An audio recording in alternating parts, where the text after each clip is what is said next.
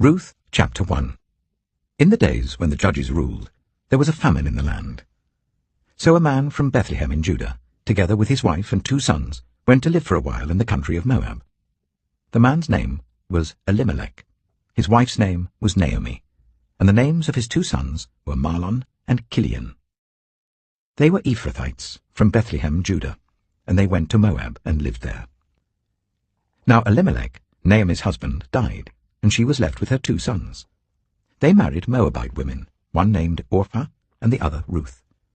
After they lived there about 10 years, both Mahlon and Chilion also died, and Naomi was left without her 2 sons and her husband.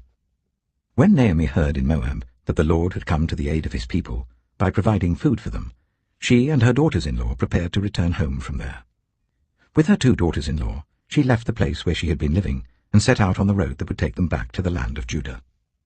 Then Naomi said to her 2 daughters-in-law, "Go back, each of you, to your mother's home. May the Lord show you kindness, as you have shown kindness to your dead husbands and to me.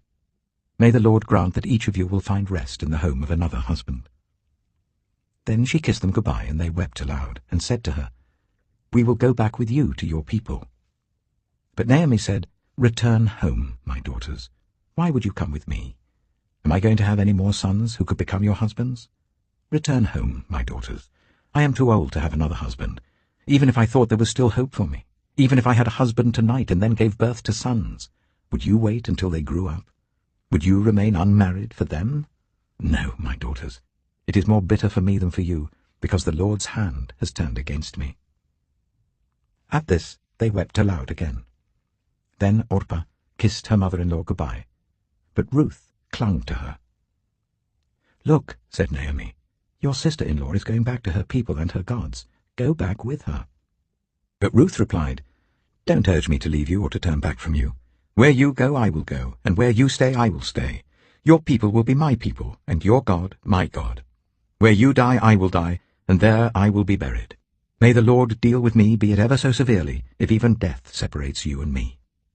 When Naomi realized that Ruth was determined to go with her, she stopped urging her. So the 2 women went on until they came to Bethlehem. When they arrived at Bethlehem, the whole town was stirred because of them, and the women exclaimed, "Can this be Naomi?" "Don't call me Naomi," she told them. "Call me Mara, because the Almighty has made my life very bitter. I went away full, but the Lord has brought me back empty. Why call me Naomi? The Lord has afflicted me. The Almighty has brought misfortune upon me."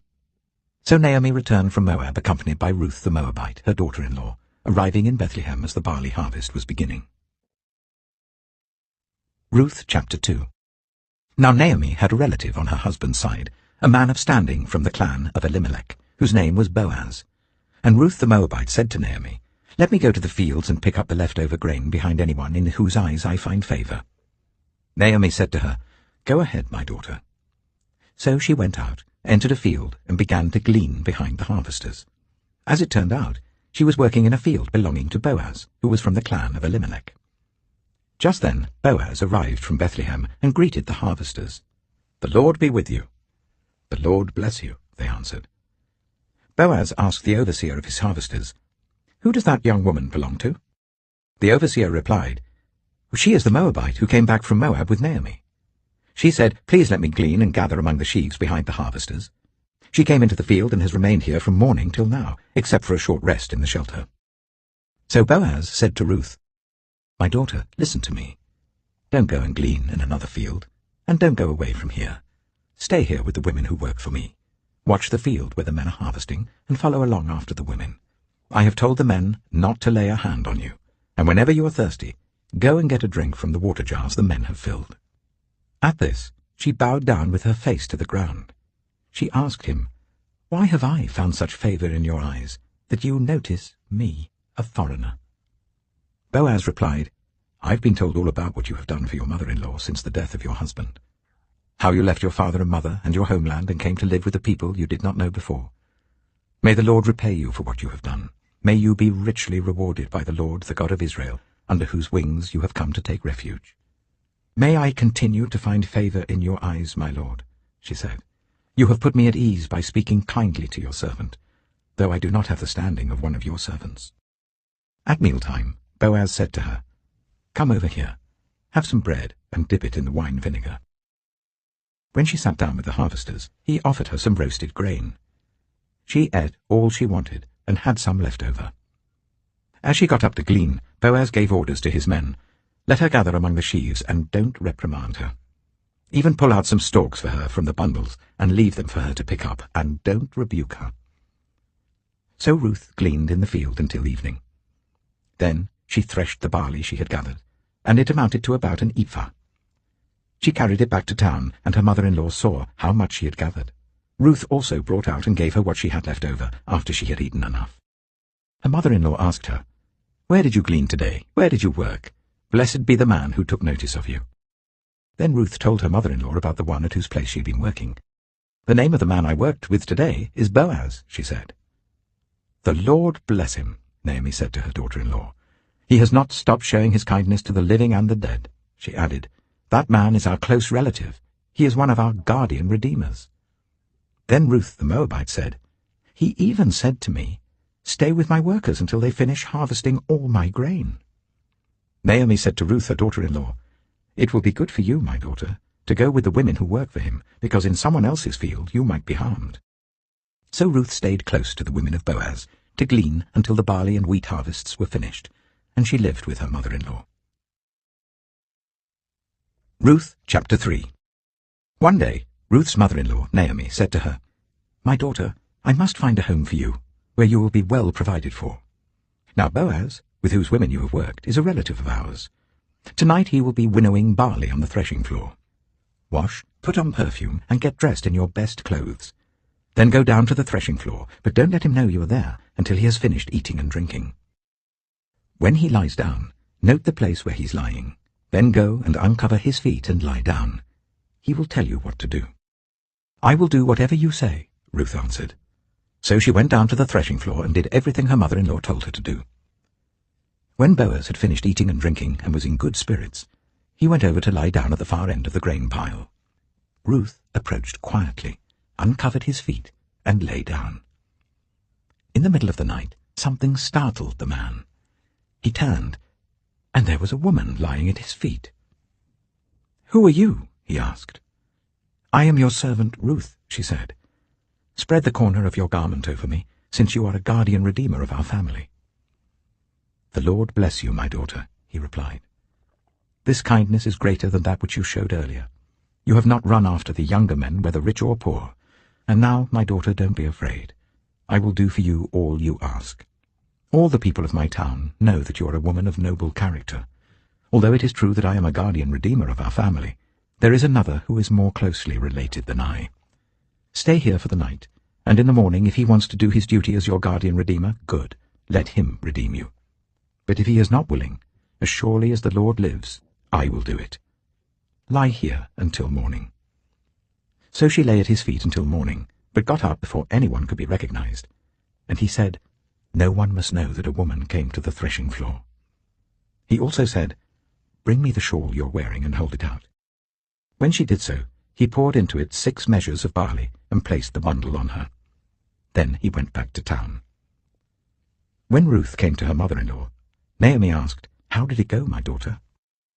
Then she told her everything Boaz had done for her, and added, "He gave me these 6 measures of barley, saying, 'Don't go back to your mother-in-law empty-handed.'" Then Naomi said, "Wait, my daughter, until you find out what happens, for the man will not rest until the matter is settled today." Ruth chapter 4. Meanwhile, Boaz went up to the town gate and sat down there just as the guardian redeemer he had mentioned came along. Boaz said, "Come over here, my friend, and sit down." So he went over and sat down. Boaz took 10 of the elders of the town and said, "Sit here," and they did so. Then he said to the guardian redeemer, "Naomi, who has come back from Moab, is selling the piece of land that belonged to our relative Elimelech. I thought I should bring the matter to your attention and suggest that you buy it in the presence of these seated here and in the presence of the elders of my people. If you will redeem it, do so. But if you will not, tell me, so I will know. For no one has the right to do it except you, and I am next in line." "I will redeem it," he said. Then Boaz said, "On the day you buy the land from Naomi, you also acquire Ruth the Moabite, the dead man's widow, in order to maintain the name of the dead with his property." At this the guardian redeemer said, "Then I cannot redeem it, because I might endanger my own estate. You redeem it yourself. I cannot do it." Now in earlier times in Israel, for the redemption and transfer of property to become final, one party took off his sandal and gave it to the other. This was the method of legalizing transactions in Israel. So the guardian redeemer said to Boaz, "Buy it yourself." And he removed his sandal. Then Boaz announced to the elders and all the people, "Today you are witnesses that I have bought from Naomi all the property of Elimelech, Kilion, and Mahlon. I have also acquired Ruth the Moabite, Mahlon's widow, as my wife, in order to maintain the name of the dead with his property, so that his name will not disappear from among his family or from his hometown. Today you are witnesses." Then the elders and all the people at the gate said, "We are witnesses. May the Lord make the woman who is coming into your home like Rachel and Leah, who together built up the family of Israel. May you have standing in Ephrathah, and be famous in Bethlehem. Through the offspring the Lord gives you by this woman, may your family be like that of Perez, whom Tamar bore to Judah." So Boaz took Ruth, and she became his wife. When he made love to her, the Lord enabled her to conceive, and she gave birth to a son. The women said to Naomi, "Praise be to the Lord, who this day has not left you without a guardian redeemer. May he become famous throughout Israel. He will renew your life and sustain you in your old age. For your daughter-in-law, who loves you and who is better to you than 7 sons, has given him birth." Then Naomi took the child in her arms and cared for him. The women living there said, "Naomi has a son." And they named him Obed. He was the father of Jesse, the father of David. This, then, is the family line of Perez. Perez was the father of Hezron, Hezron the father of Ram, Ram the father of Amminadab, Amminadab the father of Nahshon, Nahshon the father of Salmon, Salmon the father of Boaz, Boaz the father of Obed, Obed the father of Jesse, and Jesse the father of David. Psalm 77. I cried out to God for help. I cried out to God to hear me. When I was in distress, I sought the Lord. At night I stretched out untiring hands, and I would not be comforted. I remembered you, God, and I groaned. I meditated, and my spirit grew faint. You kept my eyes from closing. I was too troubled to speak. I thought about the former days, the years of long ago. I remembered my songs in the night. My heart meditated, and my spirit asked, "Will the Lord reject forever? Will he never show his favor again? Has his unfailing love vanished forever? Has his promise failed for all time? Has God forgotten to be merciful? Has he in anger withheld his compassion?" Then I thought, to this I will appeal. The years when the Most High stretched out his right hand. I will remember the deeds of the Lord. Yes, I will remember your miracles of long ago. I will consider all your works and meditate on all your mighty deeds. Your ways, God, are holy. What God is as great as our God? You are the God who performs miracles. You display your power among the peoples. With your mighty arm you redeemed your people, the descendants of Jacob and Joseph. The waters saw you, God. The waters saw you and writhed. The very depths were convulsed. The clouds poured down water. The heavens resounded with thunder. Your arrows flashed back and forth. Your thunder was heard in the whirlwind. Your lightning lit up the world. The earth trembled and quaked. Your path led through the sea, your way through the mighty waters, though your footprints were not seen. You led your people like a flock by the hand of Moses and Aaron.